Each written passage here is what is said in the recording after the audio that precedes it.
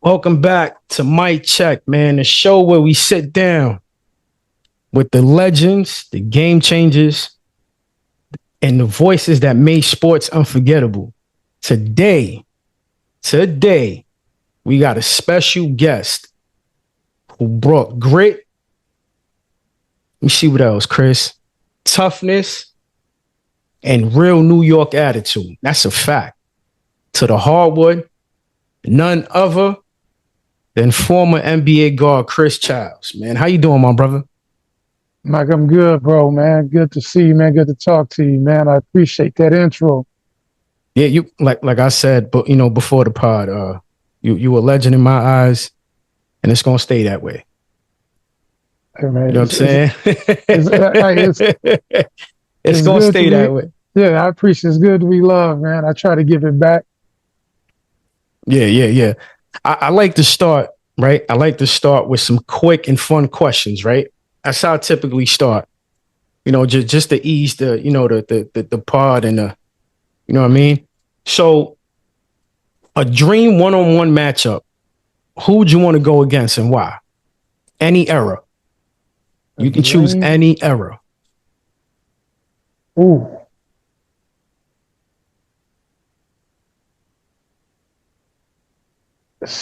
I might want to try Shea, man. He's the dude right now for OKC.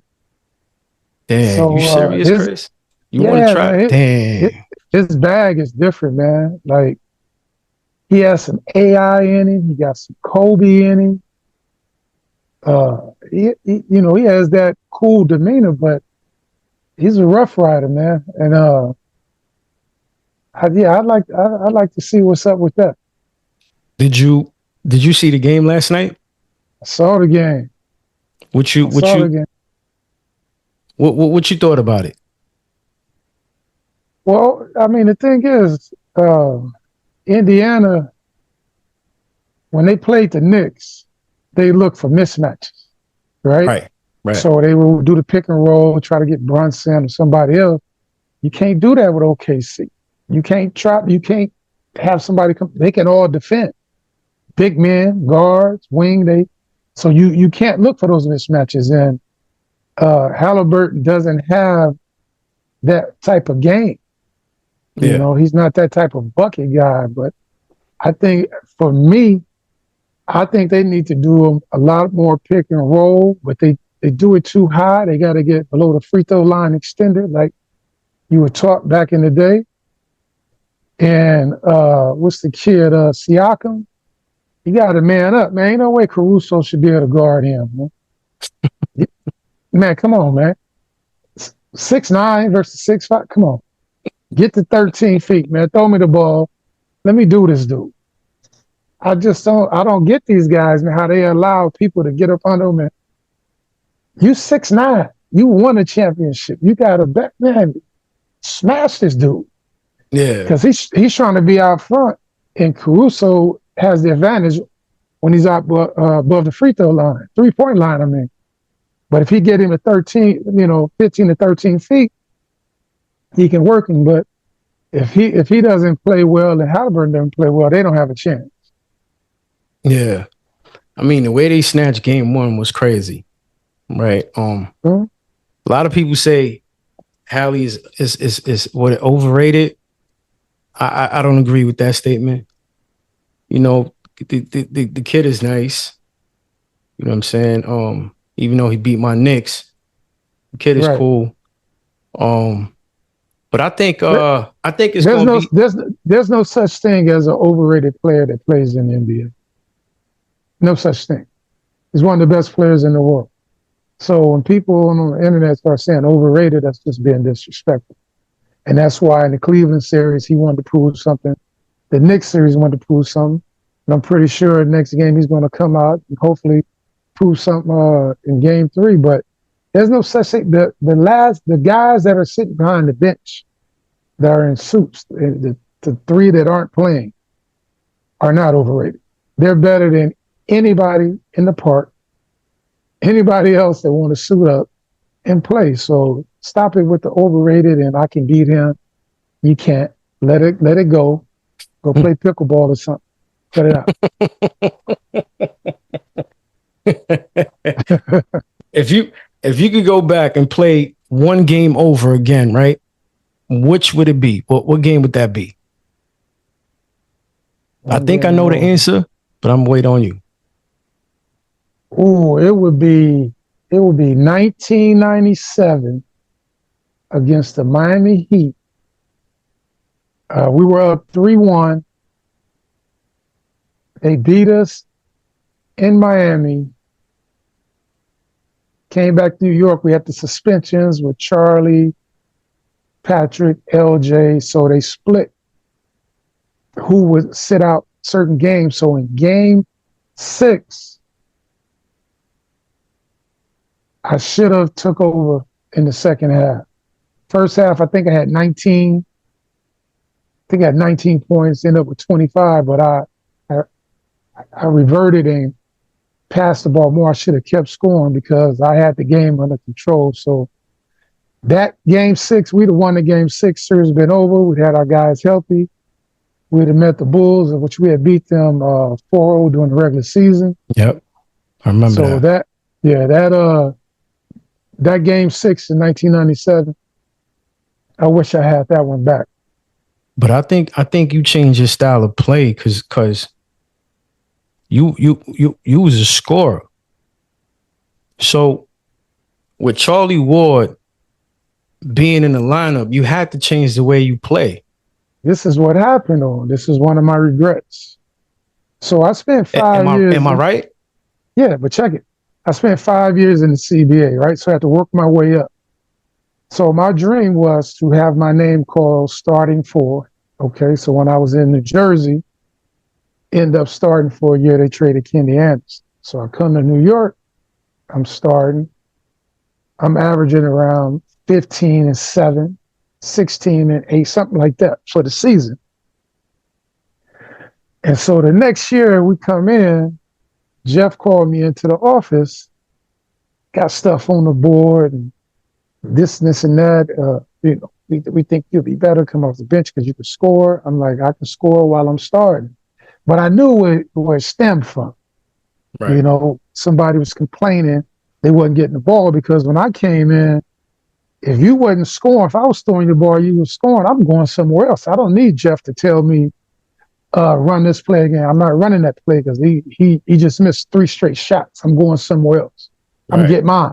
Or I'm the LJ or Al, come over here and do this. So Charlie was more quiet and submissive to do what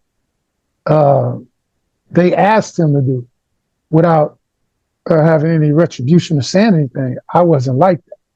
Because I'm like, I don't need you to coach me. You draw plays, whatever. If I get out there and I see something different, I'm going to run something different. Because you can't see what I see. Right. And so I think a couple of guys, I'm not going to mention no names,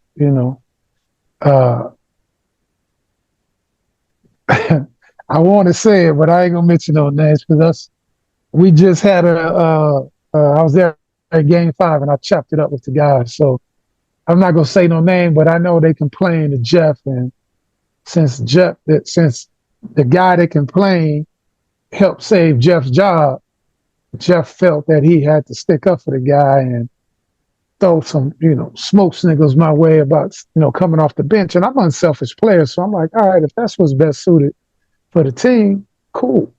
But as the seasons went on, I did what I had to do, but I was better starting because one, I didn't sleep at night.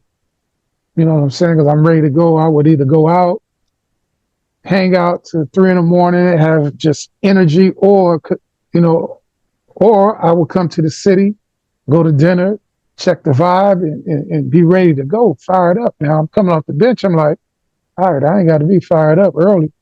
It's just when it's my time to come in the game, then just get busy. But yeah, that was one of the regrets I had as well. Yeah. I mean, I think anyone that is and was at that time like a basketball fan, seeing that you took a step back, you had to adapt. We all seen it, you know what I mean, because of Charlie Ward. And big up Well, to big up it to wasn't Charlie. because of Charlie. Yeah, big up Charlie. You know, my guy. It wasn't because of Charlie. It was because of the guys on the team. You know, they Yeah, wanted to get the ball talking. to.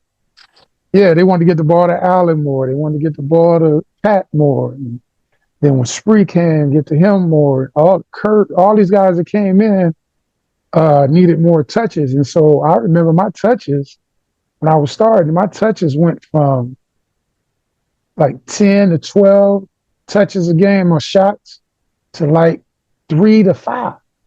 Yeah. You know, I'm feeding guys and getting them, in position, and it worked. But I think it would have looked a lot different. Me being the starting lineup, pushing it at other point guards Yeah. early on, getting them in foul trouble, getting us in the bonus. But that was 20-something years ago, so it is what it is. you said he was there for game 5. I seen you. Yeah. Yeah, You had a good time with the fellas? man, it was the first time in 25 years that I've been to the Garden, been around the guys. Wasn't planning on going, but we worked things out, and I've always supported the Knicks, the team, the organization. It was good to see all the guys. They did a fabulous job. Unfortunately, we didn't get to that next level, but it's building blocks. Hopefully, they can get another piece. You know what I'm saying? To go out there and to be able to relieve Brunson at time, get him some rest. Yeah. But yeah, it was cool. It was cool being back in the Garden, seeing a lot of the fans and old timers, and everybody associated with the Knicks. It was dope. Yeah, that's what's up, man. Yeah, I seen that. You look happy. All of y'all look cool, chill. Like y'all was having a great time, and that's dope, man. That's dope to see. And again, that's my era, basically. You know what I mean? You guys raised me. You, Allen, Spree, you name it. You know what I mean? Like you guys, Charlie, you guys definitely raised me, man. Real talk, and I'm very grateful for that. For real. Like it was dope watching. No lie, I loved it. You know what I'm saying? Knicks. So talking about that, right? Knicks fans still love you. What's the wildest fan interaction you ever had? Let's keep it PG, Chris. Oh, no doubt. The wildest one is I used to drive in. Either the day of the game, I would stay in the city at a hotel we had, or I would just, come in from, Stanford, Connecticut. And so, I had I had a Jaguar convertible when they first came out. And I'm driving down 7th, and I see the cats on the corner shooting dice. That's right. So me being who I'm crazy, I associate with any fan anytime. I get out, because I used to get to the game early. So if the game's at 7:30, I get there at 5. So I'm trying to beat the traffic. So I'm coming down. It's 5 o'clock. I'm like, shit, game 7:30. I pull it over. I start shooting dice with them cats on the block, right across the street from the Guard. And they looking at me, they looking at me like, for real? I'm like, man, come on, man. I'm just me. And I said, matter of fact, I'm leaving y'all some tickets, man, to come to the game, man, so y'all can get off the block. And it was about 12 dudes. It was about 12 dudes, man. They was like, word? I'm like, yeah, I got you. So what they like, yeah, whatever. I said, give me your name. I said, here's my number. Give me your number. Call me. I'm gonna answer. Your ticket's at will call, so you don't think it's some dumpty dump stuff. And I can't remember dude's name, but he called me. He's like, yo, you serious? He said, yo, they talk. Yo, you wild, son. You wild. I said, man, I said, I'm leaving you these tickets, but don't sell them. Yeah. I know how you do. Don't sell the tickets. Come in. Afterwards, we'll meet up. We'll go across the street to the little bar. We'll have some drinks and food. And they didn't sell the tickets. They came in. And every time I would drive into the city, they'd be on the block. I honk, and they like, yo. So it was. Nah, that's cool. Dope, man. Damn, that's crazy. but right after the game, you guys went out? right after the game, I told him when I said, meet me where y'all got the tickets at will call. There was a Yeah. little bar restaurant we went to right across the street from the garden, I think on 34. And all 12 of them waited. I came out, yo, let's go. Me and my boy, we walked across the street, sat there, had drinks, talked, kicked it. They loved it. And then every time they would see me, they were like, yo, and I wouldn't get them tickets every game because I had other commitments. But I mean, we had 41 home games. They probably went to a good 20. Wow. Yeah, Oh a no, you good definitely 20. show love. Yeah, man, that's what I do, man. I play the game, but I'm just a regular cat from Bakersfield, man, and I like this. I like people to experience something they never experienced before, and if I can Right. help them do that by giving them some tickets that I will go to my teammates, say, man, you using your tickets? Nah, let me get them two. So I will end up getting 12 tickets. Then I will go to the management, like, yeah, you got some extra tickets? Yeah. Boom. Hey, man, I got 20 tickets for y'all, man. Come on. Oh, that's dope, man. Yeah, that's dope. I commend you for that. That's amazing. A lot of I people, will. unfortunately, now a lot of people can't really go to the games because the tickets is skyrocket. Like even I remember the playoffs last year. I think I was in the 100, so I paid about four something. But this year, you're looking at like 875, 1200. That's a little Yeah. crazy. So the Yeah. real fans can't really go. You know what I mean? Nah, There's just that, people that piggyback off of whatever the Knicks are doing, but real fans can't afford it. yeah, the fans that were out there in the little area, or the fans that, they can't get in, those are the ones that are diehard no matter what. That you Because need them inside. yeah, man, that's unfortunate that they had to raise the prices. I guess with the changes to the arena, I didn't even recognize inside when I walked around. They got escorts, and I'm like, you don't need to escort me. You know what I mean? No, they changed it that much. Oh man, they got when you come in, the ex players they have someone assigned to you to escort you. If you got to go to the bathroom or you got to go back up. I'm like, I ain't used to that. When I was in the city, I ain't had no bodyguard. I was just with my dudes, and we just went. But I mean, I guess it's what's out there, what's going on in this world today that's needed. But it's just Yeah, different. It's yeah, different. It's no, different. definitely. Let me ask you this, Chris. Right? Who's the best? Who had the best fashion in the locker room, and The who had the best what? worst? The best Fashion? fashion. Yeah. Shit, you looking at him. I got the awards for it, baby. Yeah, yeah, Yeah, me. Italian magazine. I was in that joint. Me. yeah. We Talk that talk, Chris. I like that. I nah, like that. He nah, said me. nah. I'm keeping it real. A lot of them guys. I mean, they can dress. They wore suits, and we wore suits, but they didn't change it up a lot.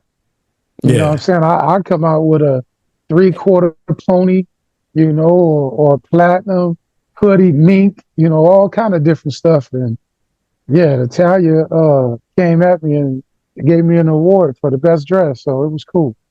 No, that's fine. Wow. Wow, that's crazy. Yeah, I'm gonna have to go back to that. Yeah, hey, I'm gonna find this picture and I'm gonna send it to you. It's me and what's my man name? I can't remember his name. He's Shaq's DJ right now. When Shaq don't DJ, he's from Toronto. He'll tell you. Yeah, but I got a picture with him, so He I'm said gonna shoot it to me. you. I like that. I Yeah, like that. yeah. He said me. What One, you talking about? Me. yeah. What was it like? What was it like joining the Knicks during that tough defensive era of basketball? Well, I was over in New Jersey with the Nets. So what's crazy is Derek Harper, uh, when he was at Dallas, and I was trying out for Dallas. Derek Harper was like my big brother, my mentor. And so when I was in Dallas, they had Yep. Steve Alford, and I was smashing this dude. And Derek Harper was like, man, you go make it. He gave me his convertible Benz to drive around. True story. That's crazy. Convertible Benz, because he saw how I was in shape, how I played the D, how I then back down and gave me his Benz to drive around while we were in training camp. And I remember they kept Steve Alford. He was like, man, I don't understand it. I said, don't worry about it. I said, I'm gonna see him again. I said, I appreciate you letting me use your car while we was here. So fast forward, I go to New Jersey. Harper's in New York. Swear for God. Last game of the last game of the season, the move that he taught me, they were up, they were down one. Derek comes down.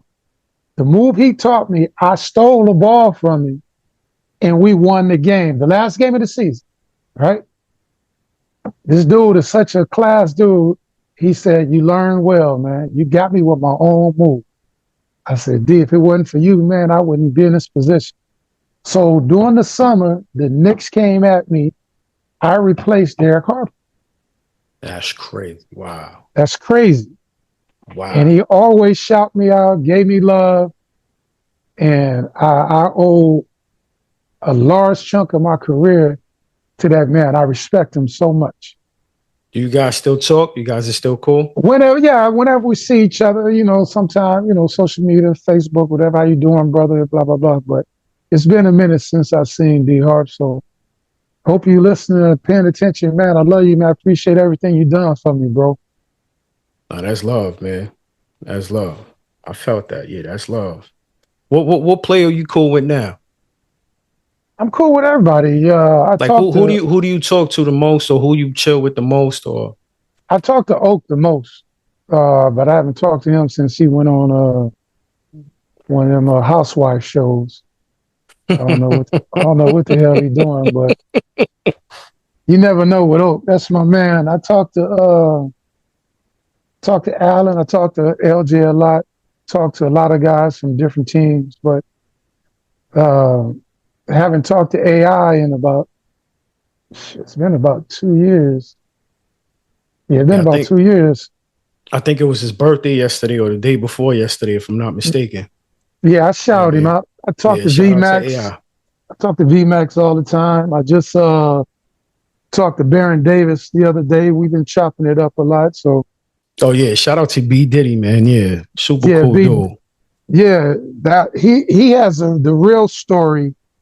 When I was in Cali and he was a young boy at UCLA living with his grandmother, I used to pick him up and take him with me to UCLA to hoop with Magic Johnson, because Magic Johnson invited me because he saw the work that I did in the CBA. Yeah. And said, man, you go make it, and when you come to LA, come play with me. And when we would pick teams, he would pick me. That's crazy. On his team. Yeah, he would pick me because he's like, yeah, man, you play the game the right way. And I think he knew that I was going to pass him the ball. So, yeah, you ever talk to Baron, man? Ask Baron about that story. Yeah, and he grew up around Bloods in the neighborhood. Yeah. 100%. You know what I mean? And I think the homie banged. I think he banged, which is cool. I mean, it is what it is. Yeah, that's your surroundings. But yeah, look what happens. I think a lot of times when people misperceive about being in that life, once you understand what that life is all about and the importance of it, teaches you how to hold people accountable. Absolutely. You know what I'm saying? Hold yourself accountable. So when you get out of that life and you start doing other things, you see what was important, what wasn't. And so when I'm sorry to cut you off, Chris, but I think that if it goes back to what it really stands for, I don't think I know things would be different, right? Because let's say, for instance, you have CRIP, right? CRIP stands for Community, Revolution, and Progress. Right. So, you know, obviously, I mean, it's in the word. So it has to do something with the community, you know, protecting your community, you know, protecting you against the government, against corruption, most importantly, right? The cops. So if it goes back to that, even though I mean, to me, it's still whack to me. I'm not gonna lie. I mean, I was down for so long, but if it goes back to that, I think things will change a little bit. But unfortunately, look at this, Chris, right? Even this is crazy to me. Back then, if you saw your enemy, let's say with his mom's or his grandmother, his wife, his kids, you'll let them go. You'll be like, yo, I see you. I'm gonna catch you, but I'm gonna let you go, but I'm gonna catch you. I Mm-hmm. see you. All right, cool. But if you see me, give me the same respect. So there was some type of respect though back then. Now, see, because I'm from the Bronx. Right. So now it's crazy, Chris. Like, no respect for your, you know what I'm saying? Like for your moms. They these kids, they'll probably even shoot you. Like, I mean, I've seen it happen plenty of times. Like your kids, your moms, your family, they don't care. So I say that to say this, like there's no, and I hate using this word, but there's no big homies. Period. There is none. In New York, there's no big homies, period. That's why I love Cali. Cali, their structure is different. They just don't, a Crip won't go to a blood hood and start beef. It doesn't work like that. You No. have to go to the big homie and ask him, like, yo, look. And even then, the big homie will be like, nah, like, why? What's going on? Like, they fronted on us. You know what I'm saying? So here in New York, like, New York, because I'm in Jersey now, I live in Jersey. So New York and Jersey and CT, there's no structure, no big homie, no structure, no nothing. You know what I'm saying? But, So, believe it or not, even in Cali now, it's not like it used to be as far as big homies. Not as strong. It should be stronger. But I know where I'm from. When I used to go back home and things would happen, you know, in the neighborhood, you would know what side of town who was who, and hey man, you know, go to the big homie, talk to him. I seen it. You know what I'm saying? Because I had a lot of young boys out there that was banging and got into some stuff. I said, man, you need to go talk to such and such. right. So this thing doesn't blow up. Yeah. But the thing about what you said, how it used to be with Rayful Washington back in the day, it was about the community. Now it's this is my hood. If it's your hood, what are you doing for your hood? What are you doing for your community? You know what I'm That's right. saying? That's right. Are you giving back? And another thing that bothers me about um, that life is guys make so much money, right? And this is even in society today. If you got people that are millionaires, billionaires with all this money, why the hell do we have people that are poor and homeless? Yeah. How do you sleep at night knowing that you're a billionaire? How many homes do you need? How many cars do you need? Give back, man. There's homeless people out here that need you. Yeah. You know, everybody talking to the rappers, car shows, and this, that. That's cool. But where's that money going to? If the fans are coming to see that, are you giving back? Yeah. Are you doing I, something, doing Thanksgiving, Christmas, kids? Just give back, man. If we start doing that more, our communities will look better. They would do better, you know, and even if you're still in that life banging, you will feel good about yourself that you gave something back to the community. absolutely. And that's I, what needs to be done, bro. I agree with you. Yeah, no, absolutely. I mean, to me, I'm just I'm at a point where it's just I regret every second of it. You know what I mean? Real talk. But it is what it is, right? I mean, I try to speak to certain kids. I mean, some listen, some don't. It's gonna happen. It's normal, but Hey, do me a favor if you can and remember this. Stop using "it is what it is" because that means that it's stagnant. It's not going up or down. Gotcha. You know what I'm saying? When people say "it is what it is," no, you're accepting that. Don't no, Gotcha. Okay. no, it ain't what it is. I'm going to do better. This is going to be better. No problem. Yeah, absolutely. Appreciate You know, Catino, you know Catino Mobley. you. Yeah, Captain. He's a good friend of mine. Yeah, he talks to me like that. Yeah. Yeah, don't say it like that, Mike. No, it's not like that. No, it's like this. No, it's like that. Yeah, so he's like the big homie, right? He's like the OG. So I'm like, yeah, no doubt, no doubt. You got it. Dana Yeah. Barrows too, super cool. I love DB, Dana. yeah. DB is DB. amazing. Like he's super, super cool. I just did a pod with him 2 weeks ago. We was chopping it up. You know, I really didn't know he lived in Boston. I was like, I was actually shocked. I thought he was from New York this whole time. And I'm like, yo, where in New York you at? He's like, oh, I'm in Boston. I'm like, wait, what? Boston?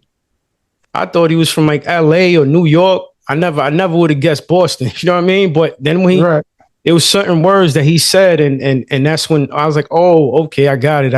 You know what I mean? But what was it? And this is my own, like this is probably the most anticipated question, right? That I've been dying to ask you for like 2 weeks ever since I hit you up. What was it like playing under Jeff Van Gundy? And please keep it real, see? No, Jeff was a good coach, good X and O's, gave it his all, didn't like losing. He shot it to you straight sometimes, you know what I'm saying?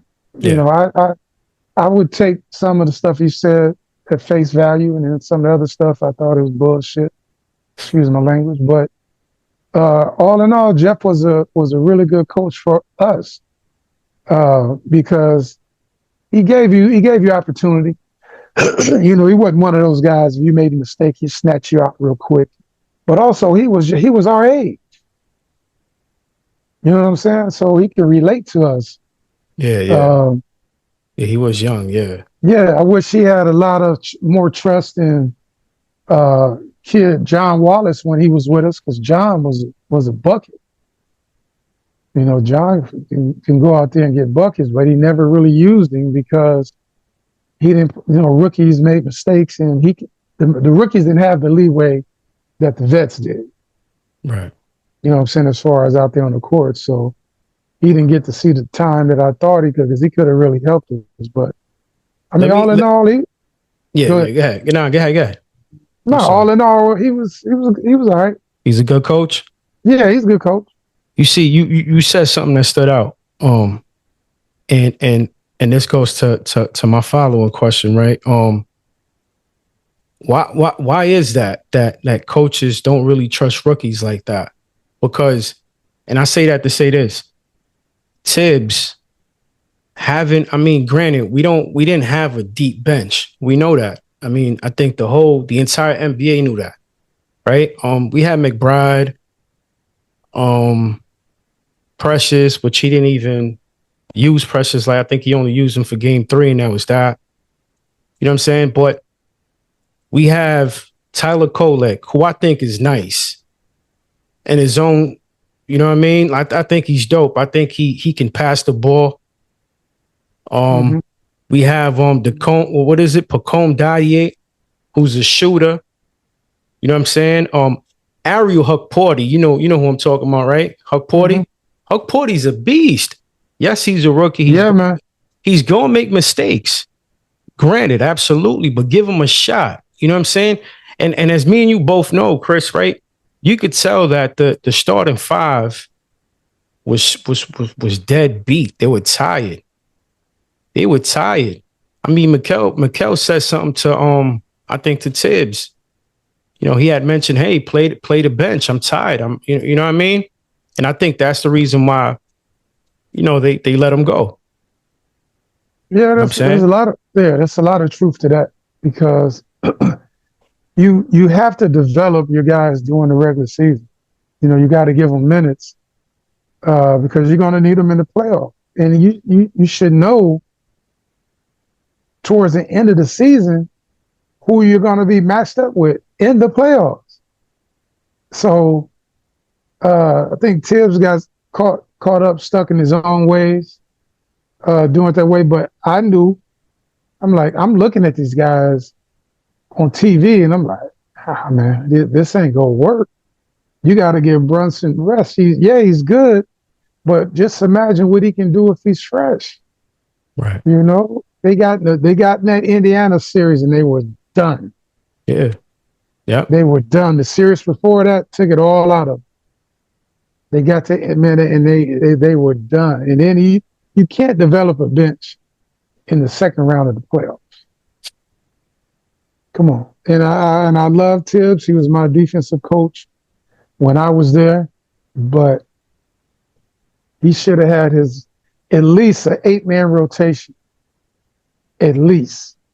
Chris, he stuck with 6. Yeah. He Dude, stuck it's with crazy. 6. Can't do that for 82 games and plus the playoffs, bro. Not happening. I want to ask you this. Like, what about the players? They don't have a say-so? You guys can't say nothing? Like, look, I'm tired. You can say it, but it falls on deaf ears. It's up for the assistant coach to be paying attention and tell, Rick should have been the one telling. Yeah, that's what I was going to say. In this case, it's Rick. Yeah, but, like, that's his son. You know what I'm saying? You should have been able to pull your son, but I'm pretty sure that Jalen probably wanted to stay in, but they didn't look long-term, man. They was trying to do something that, had never been done in 25 years. I think that wore on that mentality too, that they wanted to be different, in which they were, but they were all fatigued, man. And then I saw it in Game 5. I'm like, they gutted that win, but yeah. I can tell they were dead. Yeah. No, that's whack, man. But now, I mean, who you think? Who's available? You have Frank Vogel, right? Well, you got Vogel, you got Taylor Jenkins. You got Mike. Mike Brown? No, from the Denver Nuggets. Mike Malone. Mike Malone, you got J Kidd.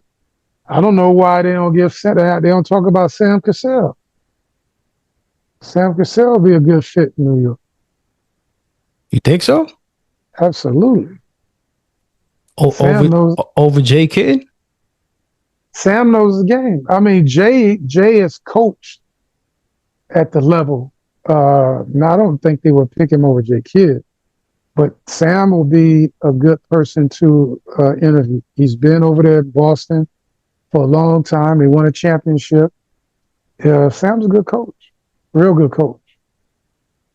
You think next year is our year? Well, this year? Depending on what they can get, they need to bench. They need about two or three pieces. Defenders, guys that are slashers that can dribble and penetrate and get their own. But we need some wings. That's what I'm saying. 6'7" guys, 6'9" guys. We need them that are active, ain't scared of the moment. You come to New York, it's a whole different vibe.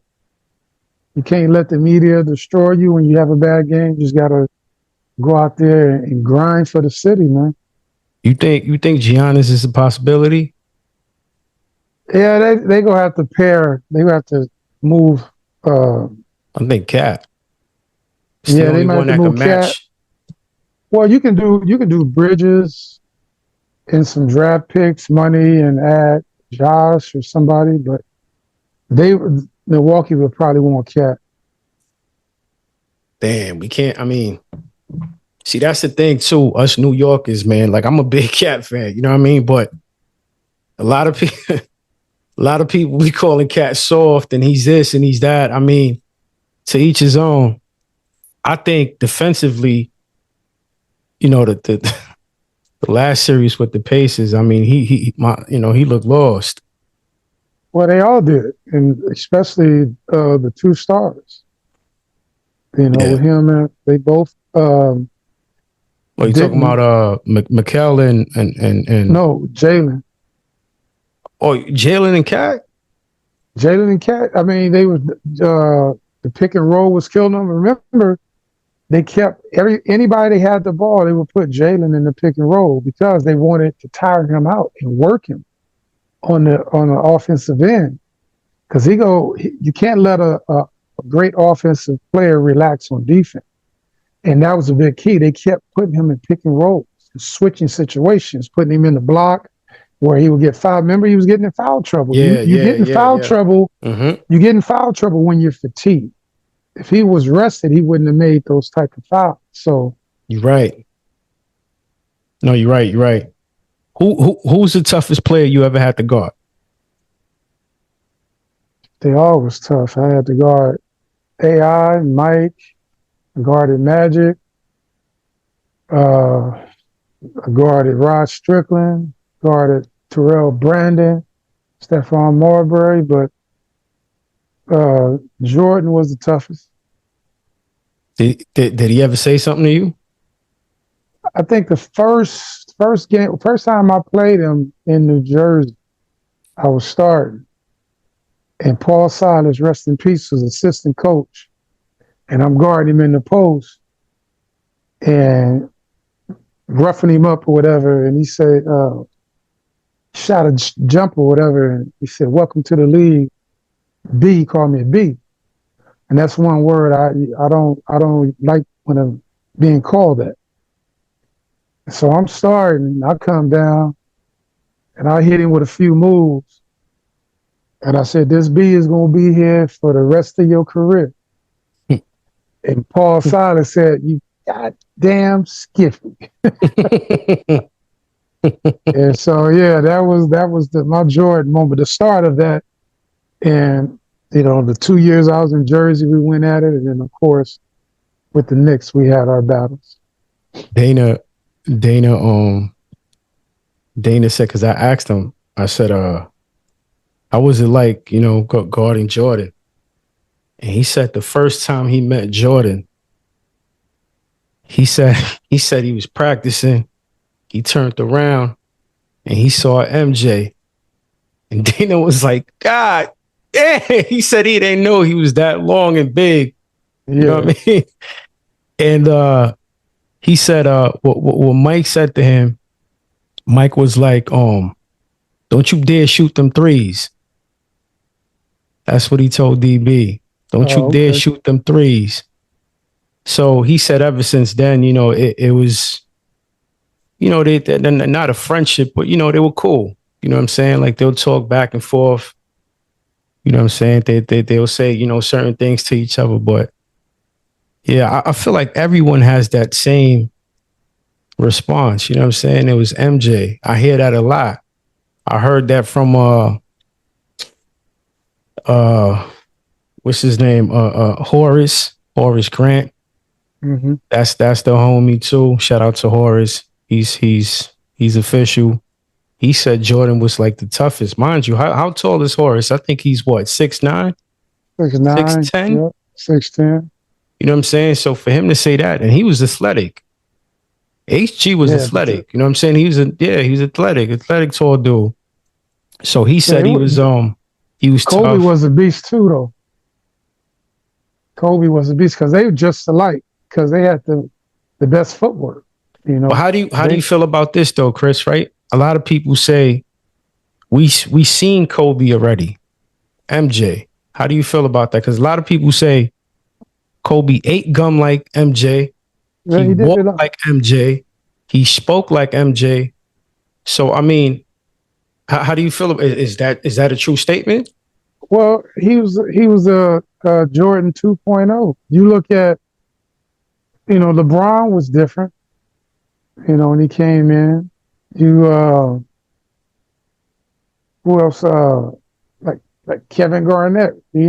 Everybody has their own thing. Right. Yes, Kobe and Mike had the same move, demeanor, and feisty. No matter what attitude to win. But shit, why wouldn't you want to mimic somebody? He did it. You know what I mean? People try to mimic. Jordan and didn't accomplish it. They had You, Harold Miner coming in as the next baby Jordan. we can name Didn't a few. happen. You name dropping, Chris.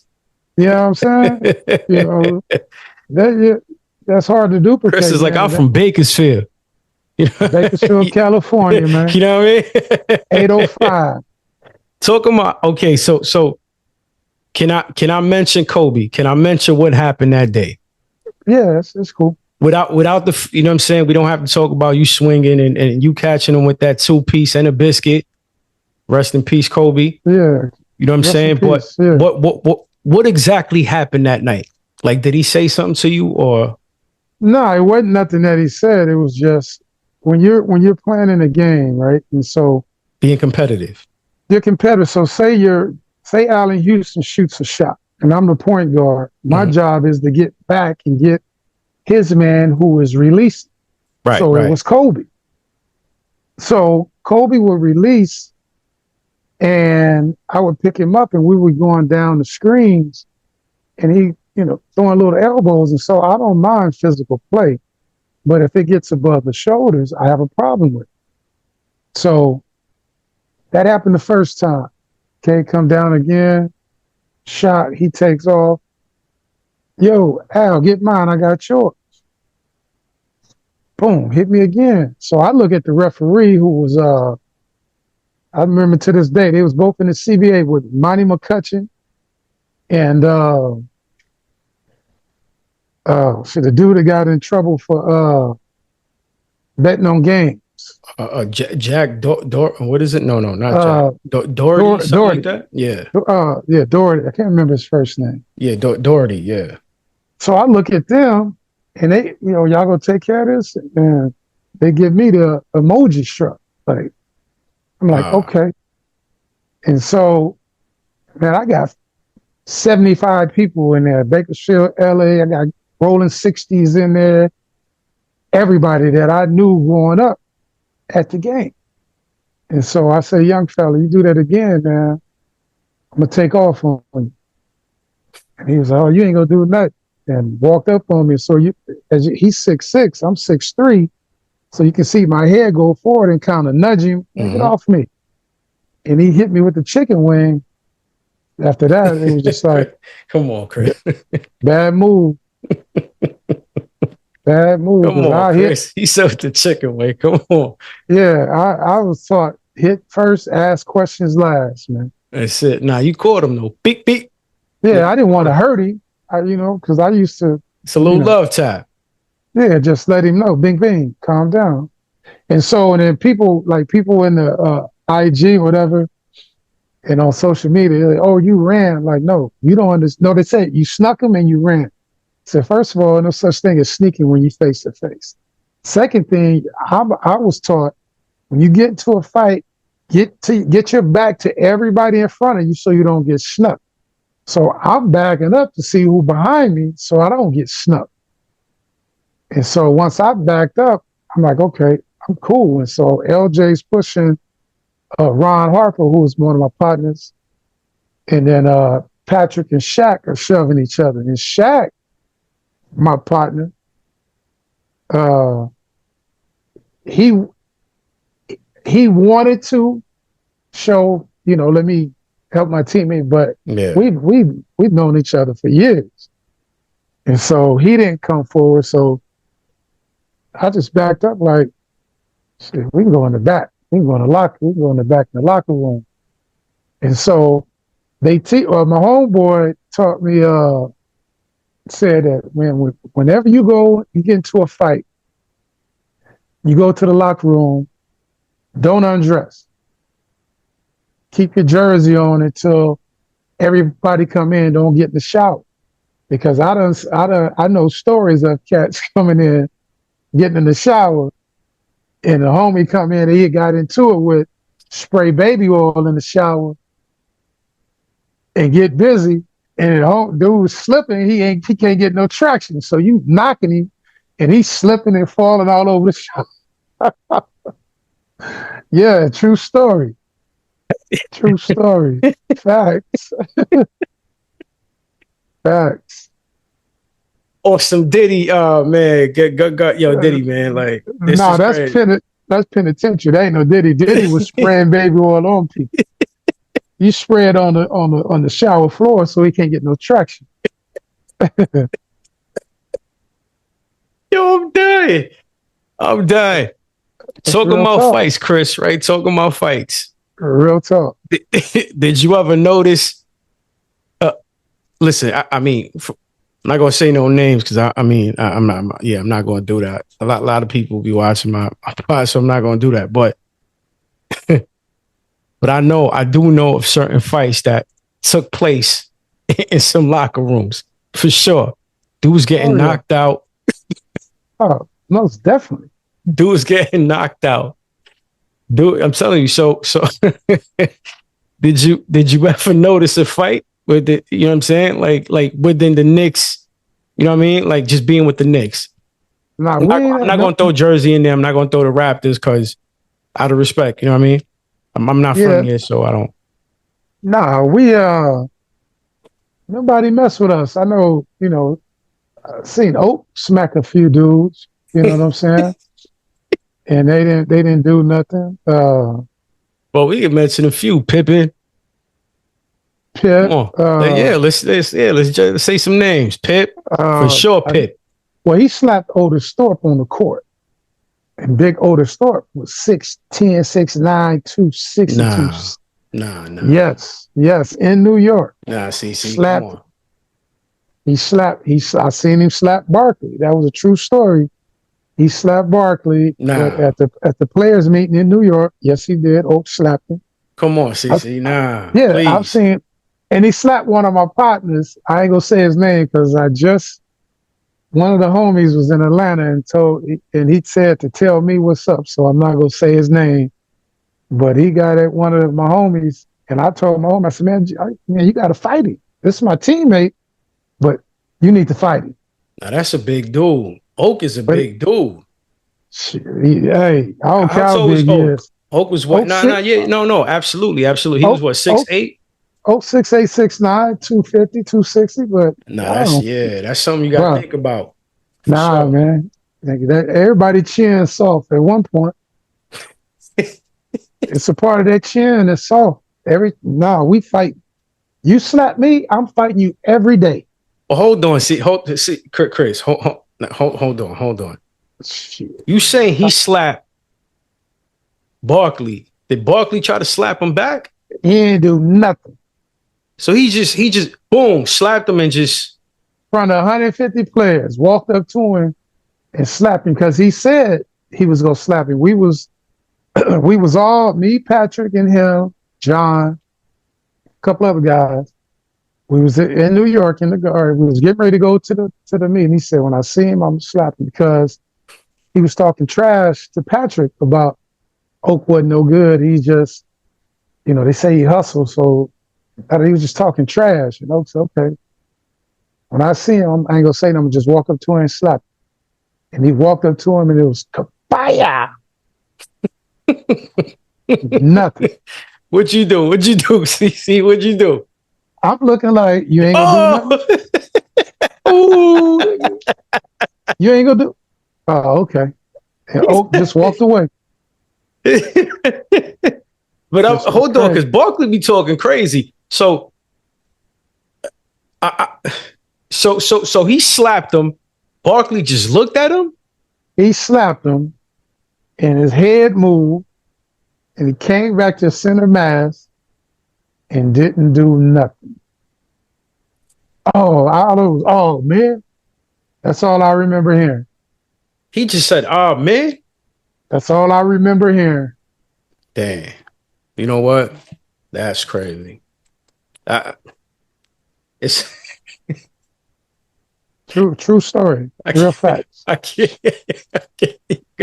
You got me dying, Chris.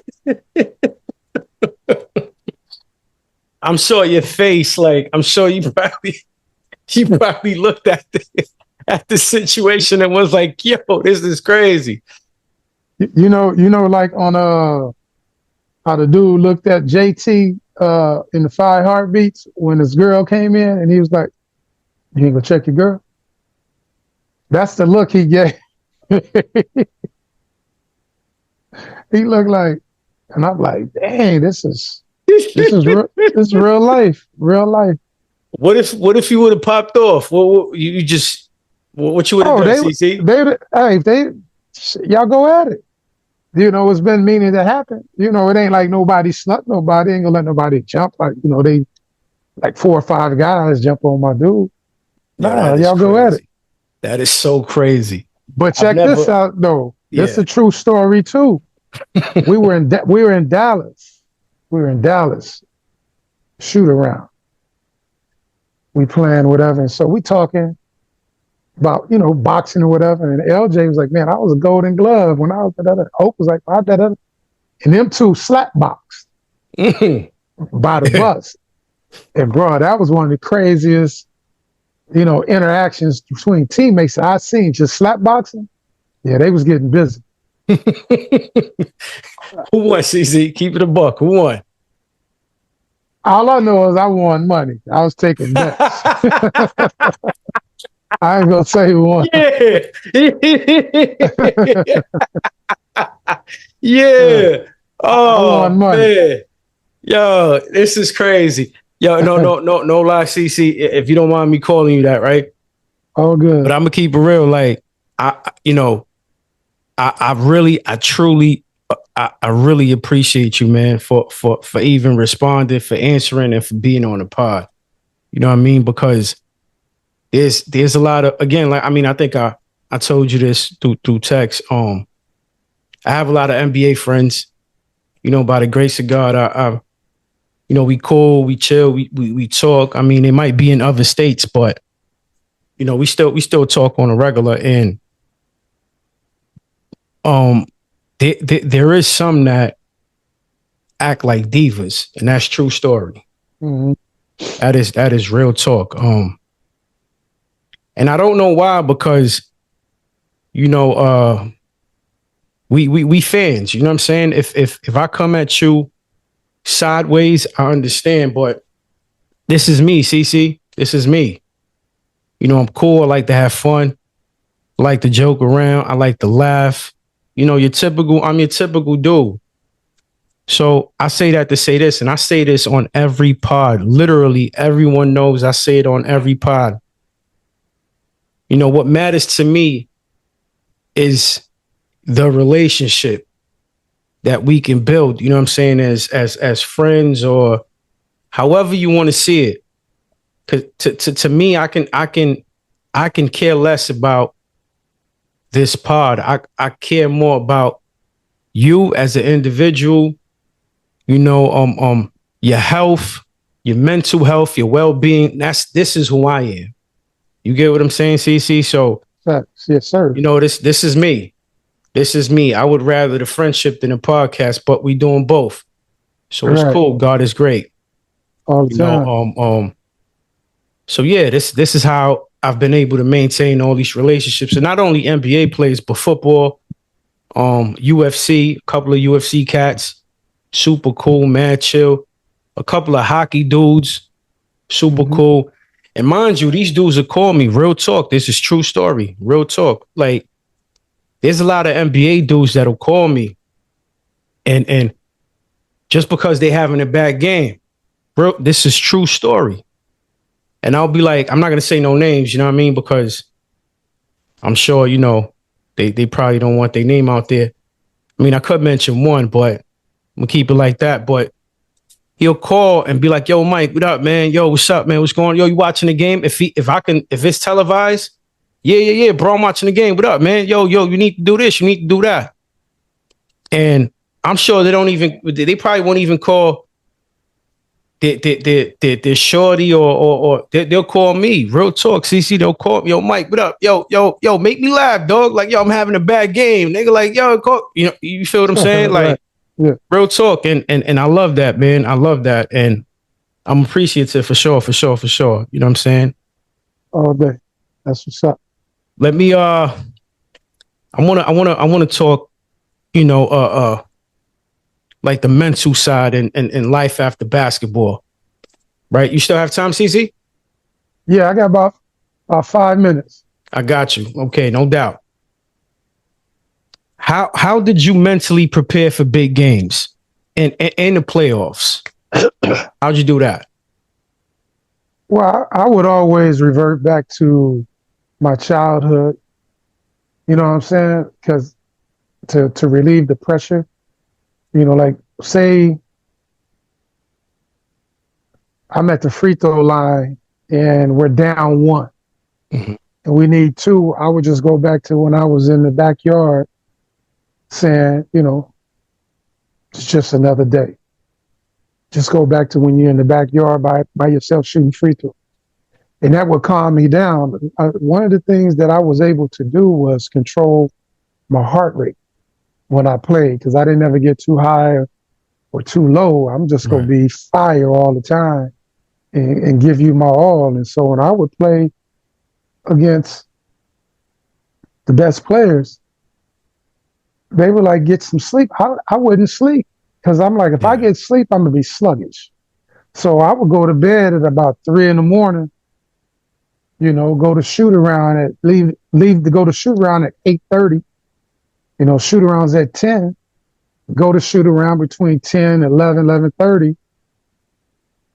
Go in the hot tub and chill, go home, or go to the city and rest, eat steak, walk around, and go ball.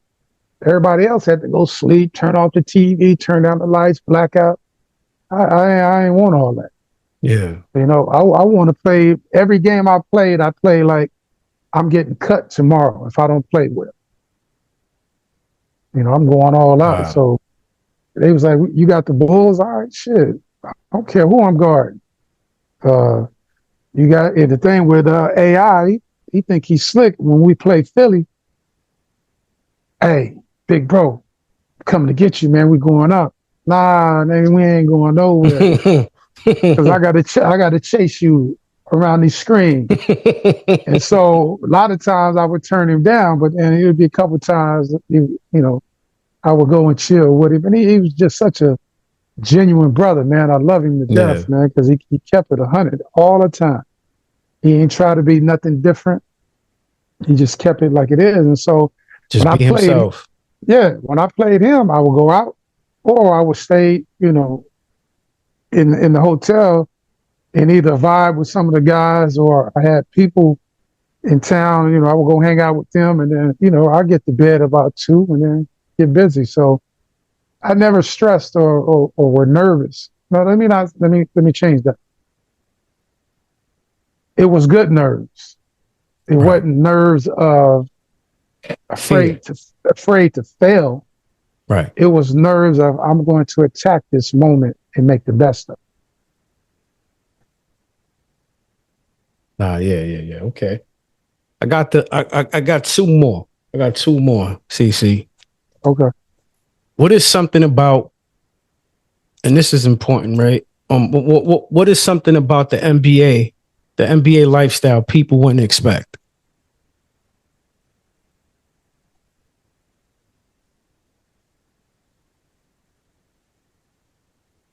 I think a preconceived notion that there are groupies, at every hotel. It's not like that. Yeah, I didn't get that.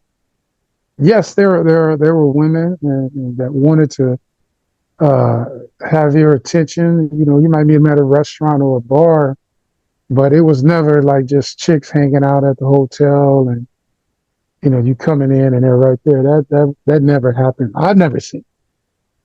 That's just from my take. Somebody else might have another story, but also what fans and people might think that players do. Everybody doesn't go out and party. I've played with Charlie Ward for 4.5 years. Never once seen that man in the club. Wow. Never once seen that man pick up a bottle of alcohol. Wow. we used to have Bible. Some guys would go out, and the ones that didn't want to go out, we would have Bible study in the hotel, or Word. play. Wow. Yeah, me, Charlie, Allen, Dudley, Kurt would come sometimes. LJ would come at times. John would come at times. Yeah, we would fellowship and have Bible study for an hour and a half. That's And dope, then man. Praise yeah, God. That's dope. yeah. Because if you watch our games, after the game, we come to the center and Yeah, you pray. guys are huddle.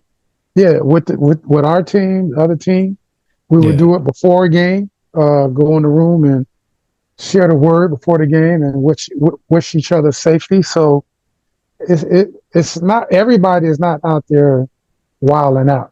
Right. That's not the case, because you're representing a brand, not only the team brand, but your brand, and you're trying to build a brand. And most guys are careful if they do go out. I remember the one time that I went out, and if I go out, I usually go, and before the club closes, I'm out. I'm getting out of there. But this one particular time, my man, remember Jesse Armstead used to play? He got Yep. traded to Washington, and he was like, "Man, come out, I'm leaving, come to a party." It was at Puffy's spot, Justice, and so this is when that's when they had the sky pages, the gray sky pages. Grade on that flip. Yeah. Yeah, So yeah. we're in there having a good time, whatever. And I'm in there with my boy Brad, who was my manager, MC Search, and his mother and father. Oh, And, wow. yeah. And so we getting ready to leave, it's getting ready to close. And so we walk out, and it was, some cats that weren't there, that wasn't inside. They were just outside. So I'm looking, I'm like, okay, this don't seem right. So walking by, and this dude, young boy, had a Laker starter jacket on. He was just Bob's like, "Hey, how you doing, Mr. Child?" Okay, what's happening, man? And so we're all walking. It's me, Brad, MC Search, his mom and dad. And so I had a Mercedes at the time, and they were walking. I said, "Yo, I'm gonna go get my keys." Turn around, walk to go to the car to get my keys. The dude walked by me and slapped my pocket. So I turned around, I'm squaring off right away. And as I turned the square, the dude that had the Laker jacket pointed a 38 at me. So as he's doing that, I'm looking like, dang, how could I grab this dude who is checking my pockets, to see what I had? And so I said, nah, I started thinking about my kids, seeing their face, and I'm like, dang, I said, well, go ahead, get what you go get, do what you go do. And so I wasn't a guy that wore a lot of jewelry. So I had some earrings on, I had a watch, and I think I had my grandfather's dog tags on, but I had them, made up with, some diamonds and his face. Custom so, made. Yeah. Yeah, yeah. And so they got that. And so as I'm, giving everything I got a little bit of cash, whatever, grab the cash. It was probably about $700, whatever. The dude that slapped my pocket told a young boy, shoot this N-word. Yeah. And so at that time, I'm like, oh, I got a pinky ring. And as I took off the pinky ring, my homeboy yells to the other guy, that ain't a gun. That they had them hemmed up too. And so when they said that, they took off running. Right? Dang. So check this out. So I called my boy. I say, hey, man, come on, man. I got an extra set of keys under the driver's side tire. So we jump in the car. He's calling the police. They on the phone, tell them, I'm telling them where they're going, because I know they're going to the subway. I know they're trying to get somewhere. Yeah. And so the cops pulled me over, put me in the car. He said, we got them all. So I'm in the back of the car. They pull up to each stop, flash the light. Like, yo, is that him? Yeah, that's him. Is that one him? Yeah, that's him. So they got all four of them. So I had to go to the station, fill out a report. I said, man, I don't feel like no report. Did you get my stuff back? They say, yeah, everything but the dog tag. I'm like, okay, one of them cops done kept it. And the guy, the kid that had the gun, he tried to throw the gun, but it wouldn't. It was in his starter jacket, so he couldn't get it out. So he got caught with the gun on it. Dang. So my crazy self, I go to talk to the detective. He walks up behind me. I'm like, hey man, Steve, I knew his name. I said, man, you used to work for the Nets, right? He's like, oh, Charles Everett. I say, man, look, I know y'all don't usually do this, but y'all do this. That dude right there told the other guy to shoot me. Can you let me in the cell so I can have some words with him? He said, Nah, nah. see. Yeah. He said, nah, Chris. I said, man, y'all do it all. I said, just 2 minutes. Unlocked it, walked in, he closed it. I said, man, I gave you everything. You go tell your boy to shoot me? I said, I'm going to let you swing first, and then I'm going to tattoo you. And swung, I dodged, hit him with about 10, put the chair on his neck, and the detective like, no, Chris, you can't do you can't do that. And he came in there, busting there, told me, man, you can't do that. And the guy, I told him, I said, you're very lucky. You're very lucky today because I gave you everything, and you was telling this young man to take my life. And so Yeah. they had did this stuff before. I think 3 of the guys got, 12 years, and the young kid with the gun got 15. So I could have lost my life that day. No, absolutely. And so that's why Dang. I stopped doing the club thing. Yeah. Just, stayed in the room or went to dinner with some friends and back in the room, especially on the road, back in the room by 11, 12 o'clock. Yeah, because you guys go to different states. Yeah, but check it out. I Yeah. forgot to tell you what they were doing. They had people inside messaging them saying who was in here and who had on what jewelry and stuff. So they knew what was going on. Yeah, it was wild.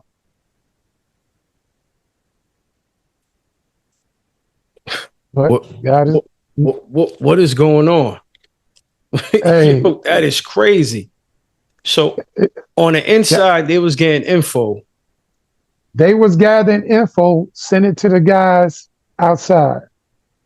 And I think a couple people got hit that day, even if it wasn't mine was dang me right out in front of Justin's when you come out to the right, like maybe 50 yards, but they had about a crew of 15 to 20 cats. That's crazy. And we're talking what, 90, This was 1990, 90, 98? I think it was 98. You know what? Yeah, it was like it was either 98 or 2002 because I don't know if I was with the Knicks or I was with Jersey after I left Toronto. So I would have to look that up when Jesse Armstead got traded. Whatever year he got traded, that's when it was. That's crazy, man. Wow. Now you guys go through a lot too, man. You see a lot of homes getting broken into, unfortunately, and people stealing, millions and millions of dollars. People getting But killed. yeah, no, absolutely. That's first and foremost. They nowadays they don't really care, right? And Oh, even back then, it's always been like that. I think you know what I mean. That's crazy, man. That's but look, crazy. how they got Pop Smoke, they got PNB Yeah, Rock, they rest in got peace. Yeah, Jam Master J. Why? you know, and you probably listen to this guy's songs and all this stuff. And I mean, Nipsey, come on, man. Yeah. It's See, unnecessary, man. Nipsey Nipsey was so cool, man. That was the homie. I remember when we first followed each other on the gram, and we chopped it up for hours. And yeah, and that was the last time I ever spoke to him, right? He's busy, obviously. In that world, you're always busy, just like an athlete. You guys are always traveling, and you know, yeah, super cool, super cool. I love Yeah, that brother. Rest in peace, Nip. Um, we love you, bro, and yeah, it's crazy, man. yeah, We were always. cool. We were cool, super cool. But I know, we about to wrap up. But I do Yeah. have one last thing, CC. Can you send a message to the world? Mm. Like I was speaking earlier, we have Yes, sir. millionaires, billionaires. If we have that, we shouldn't have poverty. We shouldn't have homeless people. We shouldn't have people broke. We have to give back. In other countries, healthcare is paid for. In Africa, long time ago, if you were going to school, it was paid for. If you had a degree, you were given money to go to college. We have to change the scenario of who we are as people, individually, groups, as a nation. We are being laughed at. We're being mocked. We are no longer the country that I'm used to, that I was born in. I know people have a lot of things going on in their lives, individual lives, family, friends. But if you can wake up one day, every day, just wake up and acknowledge someone and say hello, sir, ma'am, child. We're all human beings. If you can do something nice for someone, I take bottles and bottles of water downtown Jacksonville for the home. Goes a long way. I take food downtown Jacksonville. If we can get everybody to do that once a month, if you have businesses and you need your businesses to be clean, a homeless person can do that. So let's just start giving back as a country, as a nation, and as individuals. If we start doing that, and believe me, God is watching everybody. We will feel better, we will be better, and we will do better. And that's what I have to give. Amen, brother. Yeah, God, always put God first. You know what I'm saying? Matthew 36:33 says, right, seek the kingdom first, and everything else shall be added onto you. That's Yes, Matthew sir. 6:33. Yes, sir. And then Matthew 6:34, right after that, says, don't worry about tomorrow, because tomorrow will worry about itself. That says a lot. Amen. Those two verses say a lot. But my favorite one, CC, before we go, is John 3:16, Mm-hmm. right? Which is the verse of all verses. For God so loved the world that he gave his one and only begotten son, that whoever believes in him shall not perish, but have everlasting life. Yes, sir. Powerful. CC, you my brother in Christ. Yes, sir. Not only that, I mean, this is the start of a friendship. God bless you, CC. Thank you so much. I appreciate you. You will always be a legend, a hero. And even though you're from Bakersfield, to me, you a New Yorker. That's a fact. I'm both coasts, fam. And both once coasts. a Knick, always a Knick, no matter what. I love you, brother. Love you, man. Appreciate it. I'll text you sometime this week. You know what I mean? Yeah. Anytime, man. I'm here, bro. Appreciate you, brother. You have a good one. And we out. All right, King.